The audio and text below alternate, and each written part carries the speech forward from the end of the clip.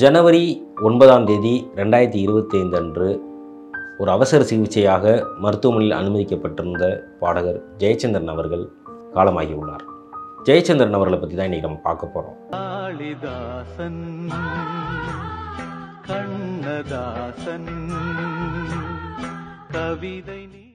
இன்றைக்கி இருக்கக்கூடிய தமிழ் சமூகத்தில் நிறைய பேருக்கு பிடித்த பாடல்களோட லிஸ்ட்டில் குறைஞ்சது ஒரு 5 பாடல்கள் சொன்னாலுமே கூட 5ல் 3 ஜெயச்சந்திரன் பாடினதாக தான் இருக்கும். அதுதான் ஜெயச்சந்திரன் ஹிட். ஆனால் இது ஜெயச்சந்திரன் பாடினாரா அப்படிங்கிறது பார்த்திங்கன்னா நிறைய பேருக்கு தெரியாது.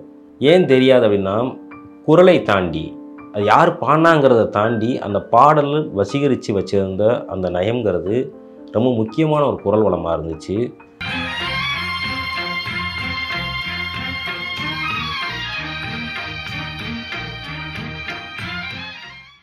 நிறைய பேருக்கு இந்த பாடல் ஜெயச்சந்திரனோட பாடல், இந்த பாடலை பாடினது இவர் தான் அப்படிங்கிறது இப்போ தான் தெரிஞ்சுட்டு. இல்லைன்னா பெரிய விஷயம்னா, அவர் பாடி இருந்த பாடல்களில் பல பாடல்கள் இன்றைக்கி இருக்கக்கூடிய 2K கிட்ஸ் வரைக்கும் பிடிச்ச பாடல்கள்.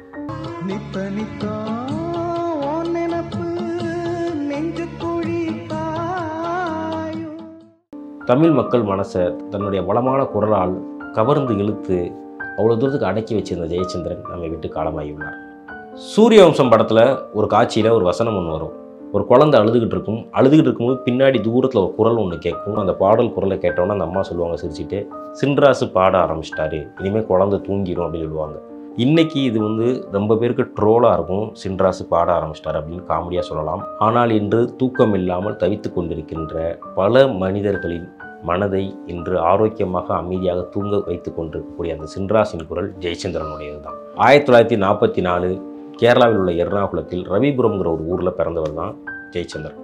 அவர் ரொம்ப சின்ன வயசுல இருந்தே இசை மேலே ஒரு ஆர்வம் இருக்கிறத அவங்க அண்ணன் தான் முதல்ல கவனிக்கிறாப்புல. அவங்க அண்ணன் சுதாகரன் இவர் கவனித்து என்ன செய்கிறாருன்னா, சின்ன பிள்ளையிலேருந்தே ஜெயச்சந்திரனை நீ முறையான முறையில் இசை கற்றுக்கிறணும், இசையை நீ தெளிவாக பாடணும், உனக்கு குரல் வளம் நல்லா இருக்குன்னு சொல்லி தொடர்ச்சி அவரை ஊக்குவிச்சு அவரை முன்னேற்றத்துக்கு அவ்வளோ வேலைப்பாடுகள் பார்த்தவர் தான் அவங்க அண்ணன். அவங்க அண்ணனுடைய நல்ல ஒரு வழிநடத்தலாலையும் ஒரு ஊக்குவிப்பாலையும் ஜெயச்சந்திரன் இசை பயில ஆரம்பித்தார். அவருக்கு ஒரு 9 வயது இருக்கும்போது கேரளாவில் உள்ள ஒரு பள்ளிக்கூடத்தில் ஒரு இசை நிகழ்ச்சி, அந்த இசை நிகழ்ச்சியில் அவரும் கலந்துக்கிறாரு.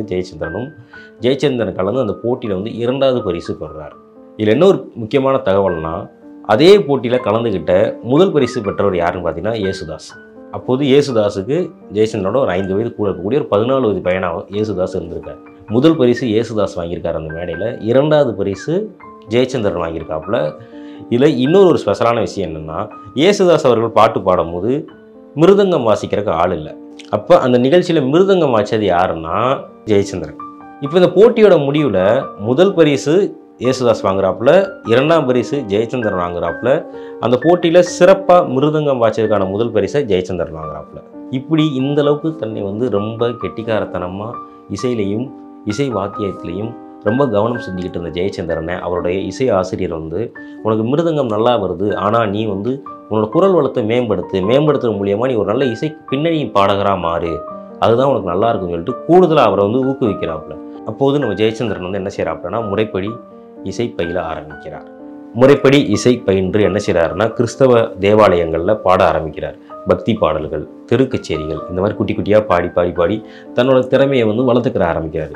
வளர்த்துக்கிட்டு இருக்கும்போதே கல்லூரி படிப்பு முடியுது. விலங்கியல் பாடத்தில் பட்டம் பெற்ற அவர் சென்னைக்கு வேலைக்கு வர்றாப்புல. சென்னைக்கு வேலைக்கு அப்படியே சினிமாவில் ஏதாச்சும் வேலை வாய்ப்புகள் தேடலாமா போகலாமா அப்படின்னு சொல்லிட்டு அதையும் சேர்ந்து பண்ணிக்கிட்டே இருக்கும்போது சென்னை பாரிமுனையில் ஒரு நிகழ்ச்சி ஒன்று நடக்குது. அது என்ன நிகழ்ச்சினா, இந்தியா பாகிஸ்தான் எல்லை பிரிவுக்காண்டி எல்லையில் இருக்கிற வீரர்களுக்கு நிதி திரட்டு விழா ஒன்று நடக்குது. அந்த இசை கச்சேரியில் ஜெயச்சந்திரன் அவர்கள் கலந்துக்கிட்டு பாடல் பாட ஆரம்பிக்கிறாப்புல.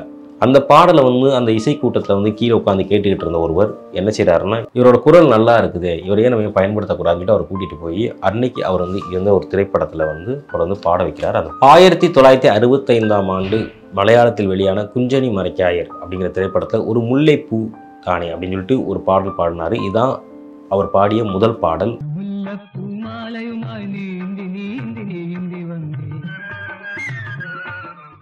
அந்த பாடல் மூலியமாக தான் கேரள மக்கள் அனைவருமே முதலாக ஜெயச்சந்திரன் அவருடைய அந்த வளமான குரலை கேட்க ஆரம்பிக்குது. தேவராஜுடனான அந்த பழக்கங்கிறதோ அங்கேருந்து அவர் உருவான விதம்ங்கிறதோ ரொம்ப ரொம்ப பெரிய லெவலாக மலையாளத்தை அவர் கவனிக்க ஆரம்பிக்குது. சொல்லப்போனால் 2 பேருமே அவ்வளோ பாடல்களை அவ்வளோ வளமாக வந்து அந்த இடத்துல கொடுத்துக்கிட்டு இருந்தாங்க. தேவராஜ் அவரோட இசையில் மலையாளத்தில் நிறைய பாடல்களை பாடிக்கிட்டு இருந்த அந்த காலத்தில் தான் மலையாளத்துக்கு ஒரு படத்துக்கு இசையமைக்க வரக்கூடிய எம்எஸ்பி வந்து அவருடைய படத்தில் வந்து முதலாக ஜெயச்சந்திரனை பாட வைக்கிறாப்புல. அந்த பாடல் அன்னைக்கு கேரள மாநில பின்னணி பாடலுக்கான விருதை வந்து ஜெயச்சந்திரனுக்கு கொடுக்குறாங்க. கொடுத்ததுலேருந்து ஜெயச்சந்திரனுக்கும் எம்எஸ்பிக்குமான பழக்கங்கிறது இன்னும் அதிகமாகுது. அதன் மூலியமாக வந்து என்ன செய்கிறாப்புலன்னா எம்எஸ்பி வந்து முதலாக வந்து தமிழுக்கு அறிமுகப்படுத்தார். ஜெயச்சந்திரனை எம்எஸ்பி அவர்கள் இசையமைத்த அலைகள்ங்கிற படத்தில் 1973 பொன்னன பூவே அப்படிங்கிற ஒரு பாடலை வந்து பாட வைக்கிறாப்புல. அதுக்கு அடுத்தபடியே மணிப்பயல் அப்படிங்கிற ஒரு படத்தில் வந்து தங்கச்சிமிலி அப்படிங்கிற ஒரு பாடல் பாட வைக்கிறாப்புல. இதன் மூலியமாக தான் முதலாக அந்த வளமான குரலை இந்த தமிழ் மக்கள், இந்த தமிழ் உலகம் முதலாக ஜெயச்சந்திரனோட குரலை கேட்க ஆரம்பிக்குது. யார் இந்த குரல் அப்படின்னு சொல்லிட்டு எல்லாருமே யோசிக்க ஆரம்பிக்கிறாங்க. தொடர்ச்சியாக அந்த குரல் வந்து தமிழகம் முழுக்க ஒலிக்க ஆரம்பிக்குது. அவர் தன்னுடைய வாழ்நாட்களில் அதிகமாக வந்து பாடின பாடல்கள் யார் யாருக்கானதுன்னு பார்த்தீங்கன்னா எம்ஜிஆர், சிவாஜி கணேசன், ஜெமினி கணேசன் இவனுக்கான பாடல்களை தான் அன்றைக்கி அதிகம் பாடியிருக்காங்க. இந்த 3 நடிகர்களோட ரொம்ப மோஸ்ட் ஃபேவரட்டான ஹிட்டான பாடல்கள் எம்எஸ்வியிலிருந்து வந்த பாடல்கள்ங்கிறது ஜெயச்சந்திரன் குரல் வழியாக நாம் கேட்டவே தான். ஜெயச்சந்திரன் உச்சரிப்பில் எப்போவுமே ரொம்ப ரொம்ப முக்கியமான ஒரு ஆள். எதையுமே உச்சரித்து நல்ல சுத்தமான விஷயங்களோட வாசிக்கணும் அப்படிங்கிறது ரொம்ப தெளிவாக இருக்கக்கூடிய ஒரு ஆள். தமிழ் எழுதி தான் வந்து பாடுவார். ஏன்னா தமிழ் உச்சரிப்புங்கிறது ரொம்ப ரொம்ப முக்கியமானது. நான் என்ன பாட்டு பாடுறேன்னா அந்த பாட்டை அதே உச்சரிப்பில் தான் பாடுவேன் அப்படிங்கிறதுல ரொம்ப தெளிவாக இருக்கக்கூடிய ஒரு ஆள். இன்றைக்கி இருக்கக்கூடிய காலகட்டத்தில் ஒரு மலையாள பின்னணி பாடகர் தமிழில் பாடலை வந்து எழுதி வச்சு பாடுறதுங்கிறதுல ஒரே ஆள் அவர் தான்ங்கிற அளவுக்கு சொல்லிக்கிறாங்க. எம்எஸ்பி அவருடைய இசையில் தொடர்ச்சியாக இப்படி பாடிக்கிட்டு இருந்த ஜெயச்சந்திரன் அவர்கள் முதல்ல இளையராஜாவோட இசையில் பாட ஆரம்பிக்கிறாப்புல. 1976 கிழக்கே போகும் ரயில் படத்துல மாஞ்சோலை கிளி நீதானோ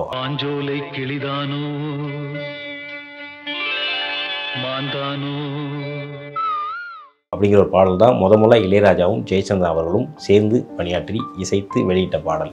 இந்த பாடல் தமிழ் மக்கள் மனசு முழுக்க நிறைஞ்சு ஜெயச்சந்திரனுடைய குரல் இன்னும் பட்டி தொட்டி எல்லாம் பரவ ஆரம்பிக்குது. பயங்கரமான ஒரு வரவேற்பும் அதுக்கு கிடைக்க ஆரம்பிக்குது. அதுக்கப்புறம் இளையராஜாவுக்கும் ஜெயச்சந்திரனுக்கான காம்பினேஷன்கள் தொடர்ச்சியாக ஆரம்பிக்குது. அதன் வழியில் தான் வந்தது தான் கடல் மீன்கள், அலைகள் ஓய்வதில்லை, அம்மன் கோயில் கிழக்காலே, வைதேகி காத்திருந்தால், இப்படி எவ்வளவோ படங்கள் சொல்லிகிட்டே போகலாம். அவங்க 2 பேரும் பணியாற்றின படங்கள். புன்னையை மன்னன் படத்தில் கூட ஒரு பாடல் பாடியிருப்பாப்புல. இதில் ரொம்ப முக்கியமான ஒரு விஷயம் வந்து என்னென்னா தாலாட்டுதே வானம் அப்படிங்கிற ஒரு பாடல் முதலாக ஜானகி அம்மாவோட வந்து ஜெயச்சந்திரன் அவர்கள் பாடுறாப்புல.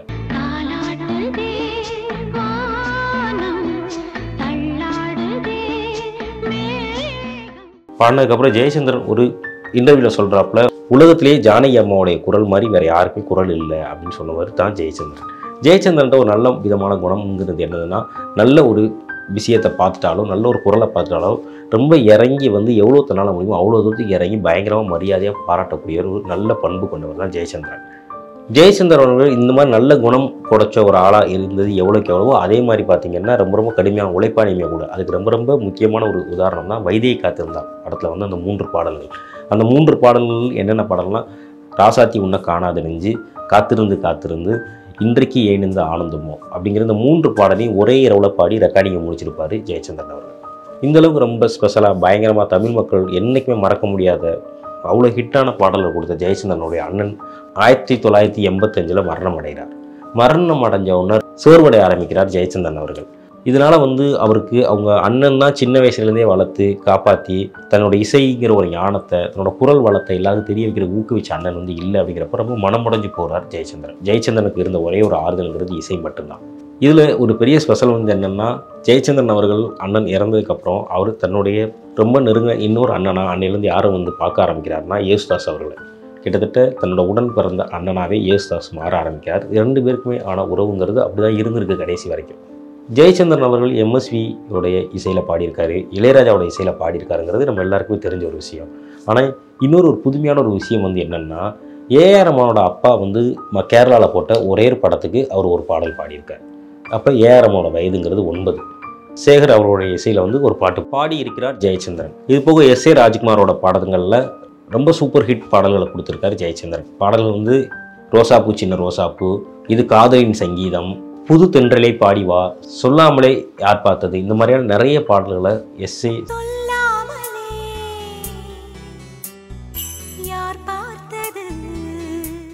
இசையிலையும் பாடியிருக்கிறார் ஜெயச்சந்திரன் அவர்கள். இது எல்லாமே ஒரு கட்டத்தில் ஒரு மக்களுடைய மனசுக்குள்ளக்க அவ்வளோ நீங்காத ஒரு இடம் பிடிச்ச ஒரு பட்டியலாக இருந்தாலும் 90களுக்கு பிறகு வந்த மிக முக்கியமான ஒரு ஆளுமை ஏஆர் ரஹ்மான். ஏஆர் ரஹ்மானோட இசையில் அவர் வந்து பாடின பாடல்கள்ங்கிறது இன்ன வரைக்கும் ரொம்ப ரொம்ப உணர்வுபூர்வமாக இன்றைக்கி இருக்கக்கூடிய 2K கிட்ஸ் வரைக்குமே கூட போய் சேரக்கூடிய ஒரு குரல் வளத்தை அவருடைய தனித்திறமையை இன்ன வரைக்கும் நிலைநாட்டி கொண்டே இருக்கிறது. அப்படி அவர் முதல்ல ஏஆர் ரஹ்மானோட இசையில் பாடின பாட்டு தான் கட்டாளம் காட்டுவெளி கிழக்கு சீமை படத்தில் வந்து பாடக்கூடிய பாடல்.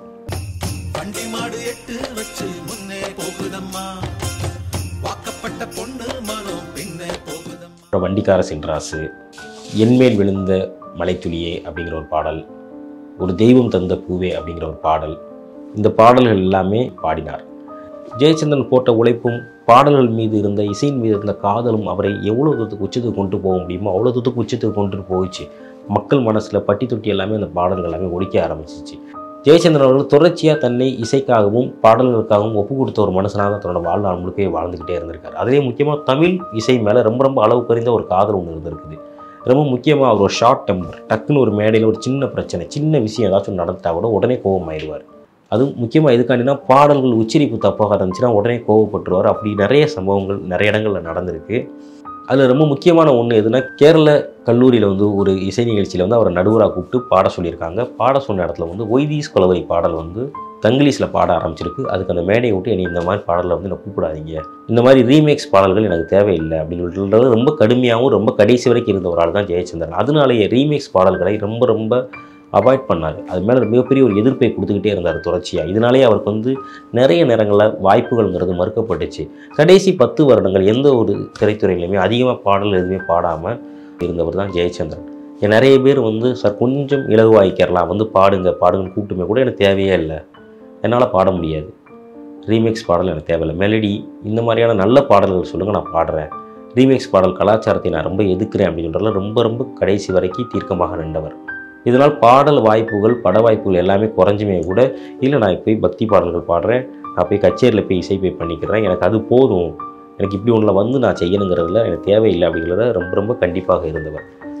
காலத்தால் எப்போவுமே அழியாமல் எப்போவுமே நிலச்சி நிற்கக்கூடியது மெலடி மாதிரியான பாடல்கள் தான். அந்த பாடல்கள் தான் எப்போவுமே இருக்கும். அதிரடியான பாடல்கள் அப்படிங்கிறது, அதிரடியான இசையில் வரக்கூடிய பாடல்ங்கிறது ரொம்ப நாள் இருக்காது அப்படிங்கிறத எப்போவுமே கடைசி வரைக்கும் சொல்லிகிட்டே இருந்தவர் தான் ஜெயச்சந்திரன். அதுபோலவே அவர் பாடின எல்லா பாடல்களுமே மெலடியான பாடல்கள், அழகான பாடல்களாகவே இருந்திருக்கு. அதுக்கான பேரும் புகழும் இன்ன வரைக்கும் அவருக்கு இருந்துக்கிட்டே தான் இருக்குது. ஏஆர் ரஹ்மானோட இசையில் வரக்கூடிய ஒரு தெய்வம் தந்த பூவேங்கிற ஒரு பாடல்ங்கிறது அவர் அவ்வளோ பயங்கரமாக கொண்டாட வச்சிச்சு. ஒரு தெய்வம் தந்த பூவே கண்ணில் தேடல் என்ன தாயே.